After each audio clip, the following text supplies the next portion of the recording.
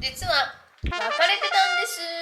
皆さんこんにちは。現代のもののけ姫ことまこです。はい、今回も食べながらお話ししていこうということで、今日のご飯はこちらです。じゃじゃーん。ラーメンに見えますが、これは山形県に冷たい肉そばっていうのがあるんですよ。冷たいお蕎麦で、冷たいラーメンっていうのもあるんですけど、本当はね、私これね、蕎麦頼んだつもりだったんだけど、間違って中華麺を頼んでしまい、これは鶏中華になります。で、今日はちょっと寒いのであったかいのにしてるんですが、本当は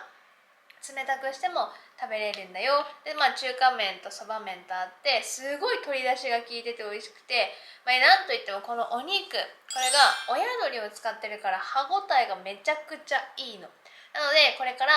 年越しあると思うんですけど、ぜひ冷たい肉そば食べたことない人はお取り寄せしてみて食べてみてください。冬でも冷たい肉そば食べてもすごい美味しいって思うし、ちょっと冷たいの嫌だなって思って温かくして作ってもめちゃくちゃ美味しい。で、冷凍だから長持ちできます。はい、ということでいただきます。まずいただきます。伸びちゃうからね。はい。中華麺。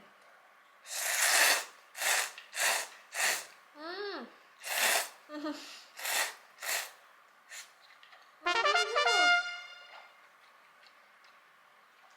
ゃくちゃ美味しい。鶏肉。もう本当にコリッコリで美味しいの。味もしょんでて、味も染みてて超美味しい。はい、ということで、今日は何のお話をしていくかということですね。実は実は別れてたんですっていう話をしていこうと思います。マジで超食べながら喋るけど、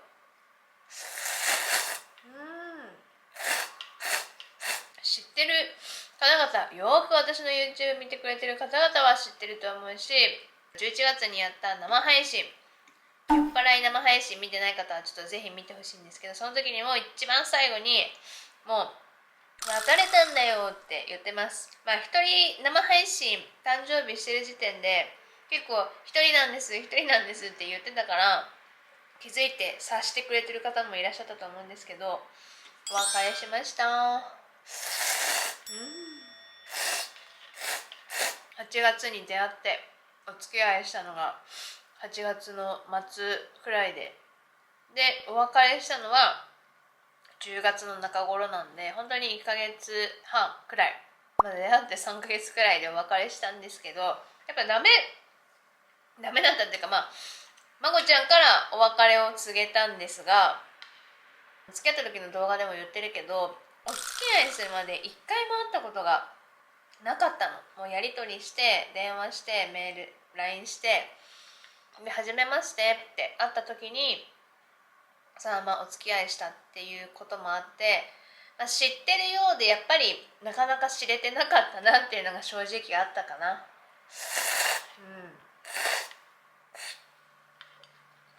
自分はこういう考えなんだけど、あっちはちょっと違ったとか、自分はこういうこと気になるけどあっちは気になってなくて、でそういう本当に価値観の違いもそうだけど、生活環境の違いってすごいあるんだなって改めて思った。生活リズムみたいなのって連絡してやり取りしてて分かるものでもなかったから、お付き合いしてみて例えば一緒に過ごす時間が長かった時とかにあれってなんか違うなっていうのがすごい感じたので、やっぱりただただ今お付き合いっていうことではなくて、結婚っていうことを考えた時にずっと気になってとか我慢してとかそういうことでお付き合いしていく、ずっと結婚していくっていうことはやっぱ難しいかなって思ってお別れを告げました。はい可能性を信じて長くお付き合いすることもできたのかもしれないけど、でもやっぱり長く付き合っていけばいくほど違情みたいじゃないけど、なんかお別れするっていうことも多分苦しくなっちゃうじゃん、ずっと一緒にいたのにとか。だからそういうことじゃなくて、やっぱりもうなんか自分の中でのフィーリングじゃないけど、こう過ごしてて、なんか違うかもで言ってみても、私は言うタイプだから、言ってみてもなんか治らないというか、一方的にね、私のばっかりの意見じゃなくて、お互いにこう思いを伝え合った時にうまく中間がない、交わらないっていうのってやっぱ良くないんだなって思った。それをいつか治れば、高校生じゃないから年齢も、じゃあ30後半だったからもう治るわけはないっていうか、私は治せる人だと思うけど、治そうっていう意識がなかったらもうダメなんだなって思った。変わりますとかそういうこと言ってくれたらいいけど、お互いがお互いの意見を主張し合ってあんまり中間がないんだなっていう関係性はやっぱ良くない。早く見切りをつけるべきなんだなって思いました。早く結婚したい、もう早く子供欲しいっていうのがあったから、年齢的にとかね、だからそういうのでちょっと焦ってた部分はあったのかもしれない。焦ってて、なんか自分のこと好きになってくれて、結構あっちも前向きに考えてくれてたっていうのとかも含めて、車椅子の私でも好きになってくれるんだ、なんかそういうのとか含めて慎重さがあんまりなくて、こういう結末になってしまったんだなって思う。だからやっぱりお付き合いするまでにちゃんと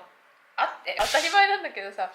何回か会ってその人を知っていくって大事なんだなって、マジで恋愛初心者みたいになったけど、なんか本当にそう思いました。だからまた